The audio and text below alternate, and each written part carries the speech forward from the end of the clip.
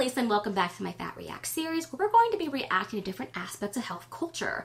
This includes the fat acceptance community, the fitness community, as well as popular health and beauty trends. So something I've really noticed about fat acceptance is just how focused they are on being fat. And I talked about some previous videos that, you, of course, there's always going to be mean kids or jerks on the internet who are anonymous, who are going to make fun of you or talk crap about you. But at the end of the day, if you're not chronically online, in real life, maybe outside of like a family gathering where you have like your mom come up to me and like, hey, what weight loss plan are you doing? It's just not really gonna impact you that much.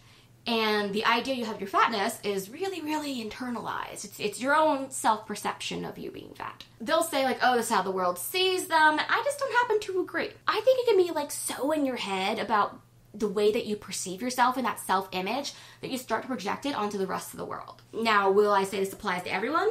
Absolutely not. There are definitely people out there who are always going to see you as fat first and nothing else, and that's their own problem. But is that the majority of people? Fat acceptance would say yes. In my experience, and the experience of my other friends who are fat, that's just not true. But I do have some videos on the topic, so let's jump in and watch them and see what somebody from the fat acceptance community has to say about it. If you are fat or have ever been fat, you know exactly what I'm talking about, but you will never be anything other than fat. Let's see, I am a speech pathologist. I am an adventurer. I've hiked many mountains. I am an amateur writer trying to be a professional writer at some point. I am a YouTuber. I am of pretty face and mind. I am, I think I'm pretty funny. I mean, some people think I'm funny. I am a college graduate. I have multiple degrees. I just talked about that a lot. The reason why I bring that up is because like, yes, I did it because it was hard. I am a person who loves to work out. I stutter. I have so many other things about me. I love to cook. I love to garden. I am an excellent green thumb. I am an excellent cook. When I think about myself, do I think fat first? No. And as a fat person myself, when she says only fat people can relate to this, I think if you're thinking yourself as fat first, that's a you problem. And now you're trying to say it's a they problem. Well, let's see. No matter how much I accomplish, no matter how much I do, no matter how good of a person I am, no matter the community I hold, no matter the kindness I extend to others, no matter my politics, no matter my religion, first and foremost, I'm fat. Which doesn't have to be a bad thing, sure. Fatness is part of me, it's part of how I move through the world. But it's part of me. It's not all of me. Okay, so she is saying that. She's basically saying, like, the fat is only a part of me, and everybody else is saying, oh no, it's the whole thing. Well, who are these people saying this?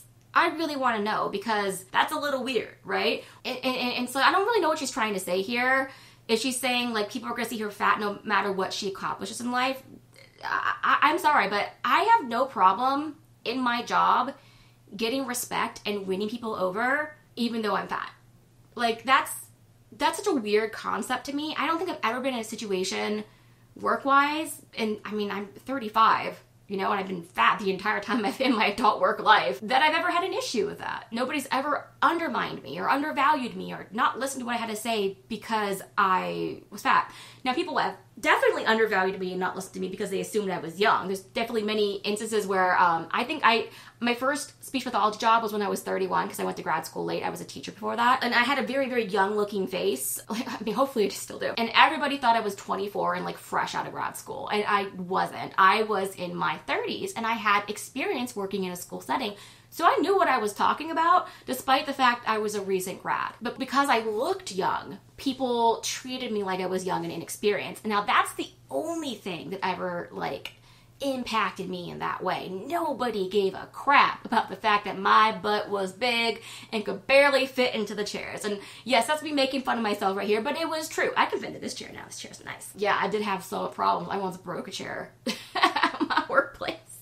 But nobody made a comment on the fact that I was fat over it. They just got me a new chair. Like, well, I guess that chair was old. This idea she's having, she's thinking, this is her self-perception. This is maybe it's her family, but this is not the world. This is just the world how she sees it.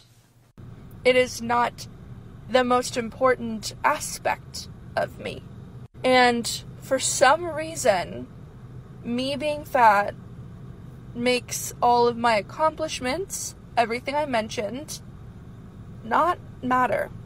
Before I am a grad student, I am fat. Before I am nice, I am fat. Before I am funny, I am fat. Before I am smart, I am fat. Before I like animals, I am fat. Before I am vegan, I am fat.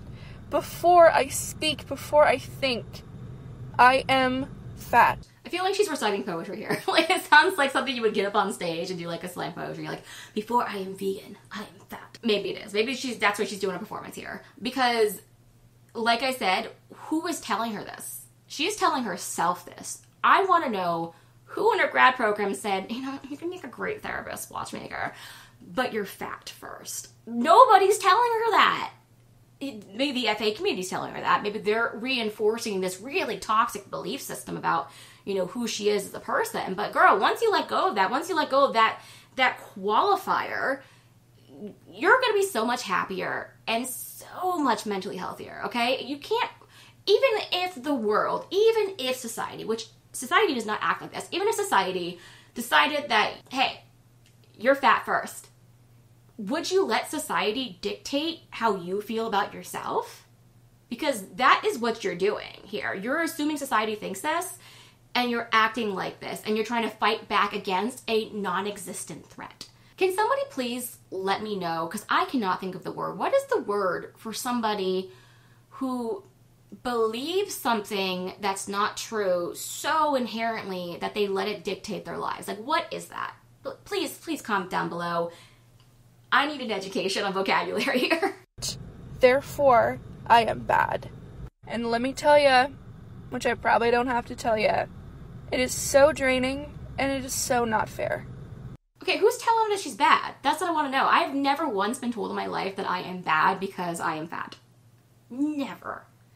Like, the only person in my family who has ever, like, made some not nice comments to me over my weight was my grandmother, rest in peace, who had her own mental health issues around food. She had a restricted ED, and it was never properly treated, never properly addressed, simply because she was in a healthy BMI range, but she was extremely controlling over what she ate. She lied about what she ate. Restricting what she ate was a sense of pride to her. And she kind of projected those feelings onto my mother, who then projected them onto me, and that's just the cycle that I've now broken. I'm not going to do that to my kids, if I ever have kids. But it's not anything I've experienced outside of somebody else's mental health issues. So I'm just wondering who is telling her that she's bad. I'm not saying she's bad. I'm saying her ideas and the ideas that she's teaching people are bad. But she is a person, not a bad person for being fat. Okay, that whole idea is just crazy. But she has another video. I want to watch that one and see what else she has to say kind of on this topic. People love to wonder why fat people talk about being fat all the time. And I think that's a really big misconception, because we talk about it a lot because the world talks about it. If the world wasn't so fat phobic, I wouldn't have to be so aware of that as a part of my own identity. Okay, but this is once again, I think she's leaning into something that doesn't exist. I talk about fat all the time because I am fat.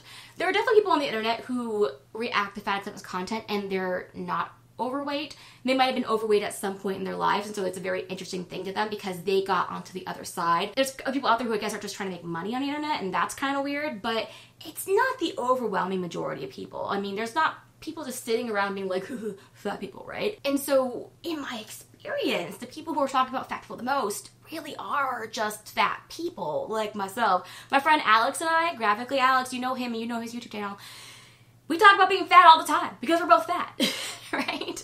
And we're both trying to not be fat. And after we stop being fat, we're going to probably keep talking about the time that we were fat because fat was such a huge part of our life experience. But if you don't have that as part of your life experience, you're likely not gonna really even think about it unless somebody else brings it up, okay? It's kind of like how Alex has talked about like body neutrality, and body neutrality does not even like register in my brain until I hear somebody else say it, because I'd never had an ED, and so therefore it's just not anything that ever occurs to me. Same thing when it comes to like emotional eating.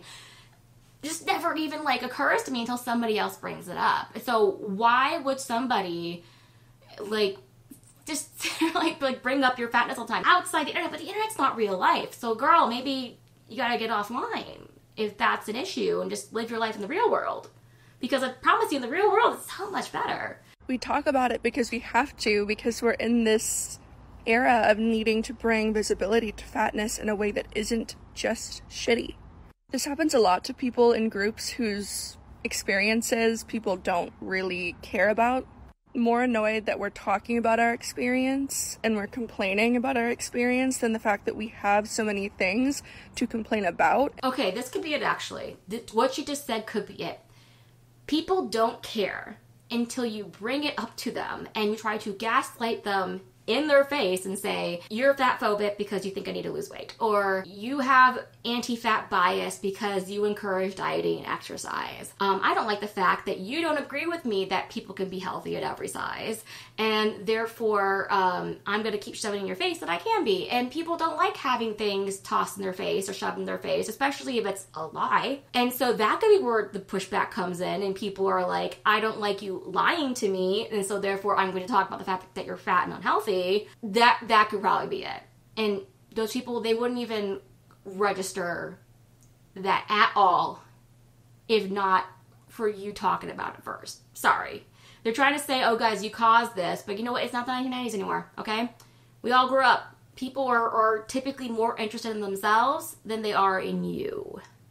It's just the truth. And we have so many things in the way of us. Being an anonymous account and commenting fat phobia isn't real doesn't change the very real systemic things we have against us. I want fat people to be able to go to the doctor and get medical care. I want fat people to be able to wear what they want in public and also wear what they want, period. Okay, but you can wear what you want in public as a fat person, and you can get medical care. Now, they'll argue like medical care for fat people is bad. Medical care in general, not good, okay? I have thin people who are friends with me who've had bad medical care, and I've had fat people who are friends with me who have medical care, men and women. I've been there in the trenches fighting for my family members, regardless of size. And the size is all over the spectrum. And the medical care is slightly neglectful no matter what is happening with your body size. Have like something like 80% less options or more compared to people who are thin. Okay, but you still have options, right? Like you have fewer options, but those options that are available to you, you can wear them. And here's the thing too, if you go to Torrid isn't like, you know, like a Catholic monastery. You know, they got lingerie, they got low-cut things, they got like booty shorts. You know, you can wear anything you want if you fit into it. Torrid goes up to 6X. Now, you might feel a little self-conscious wearing that, and people might stare at you because you're exposing a lot of your body. But, you know, I'm going to be honest with you, too. Thin people exposing a lot of their body also attract attention. Like, how many videos have we seen out there of gym girls wearing, like pants that show their butt crack, and then they're surprised that people stare at them? I mean, obviously people deserve respect, and they shouldn't be treated terribly based on their clothing choices, but people are still gonna look because people have eyes. And that's just something you're gonna have to deal with. You can't control what other people do. You can only control what you do. And trying to change other people's behavior based on your own behavior is frankly impossible. You can't do that. You can only control yourself, okay? We want to go clothes shopping like everyone else. We want to just get groceries like everyone else. We want to do things without them all being a risk, without them all being a call to bullying. If you are not familiar with the fat experience, trust people who are fat when they talk to you about their experience. Okay, but you don't trust me when I talk about my experience as a fat person who's still fat and was a lot fatter? Because I could go to Torrid no problem and try on clothes and nobody there was bullying me. Okay? Because, I mean, like, Torrid is like, it's like a 10-minute drive from where I live. I could just walk into the store and put anything I want. Now I don't really have to do it anymore. I prefer to order online because I know what my size is. And Torrid, their sizing is, like, extremely standardized. If you're a 2 in this one area of their store, you're going to be a 2 everywhere else. Like, just, that's just, they're really, really good about that. On very, very rare occasions has something not fit me. And then it's like, that's, like, one thing out of, like, 20 things that I bought. And then you can return it so easily. They're very, very accommodating. My fat experience is I haven't had any of these experiences. And you could say I'm an exception to the rule, but then you could also look at my friend Alex, who has the exact same experience in that regard. And that's a very gendered thing too, right? Like, because he's a man and I'm a woman, but there hasn't been really any differences there. Like, if anything, I feel like we are more judged by other fat people, or other people who used to be fat. But when she's looking at herself and saying that she's never going to be anything other than fat, that she's always going to be fat first, she is letting that influence the entire way that she looks at the world. It's her entire experience in life, so no wonder she's projecting it onto everything. She's trying to become a therapist. That's all I know about her, because I've seen that in another video, and that's why she's in grad school. But like, girl, you gotta go to therapy first before you try to give up people therapy, because you need to learn. Like, I mean, what's cognitive behavioral therapy is so good because it teaches you how to reframe things in your head. If you're going into the world and saying, everybody's judging me because they're fat phobic and I'm only ever being as fat, cognitive therapy would tell you to say, you know what? Not everybody thinks this way. And I can't control what other people think anyways. And so shouldn't I just focus on myself and my own happiness rather than caring what other people think? That would be one of the things that you would use. And so you wouldn't have to then live your life thinking I'm fat first. You would think I'm a person first. So yeah, girl, I really hope you learn about that because yikes. Anyways, that's what I have for you today. I hope you enjoyed it. Have a great evening. Like, subscribe if you're so inclined, and I'll talk to you later. Bye.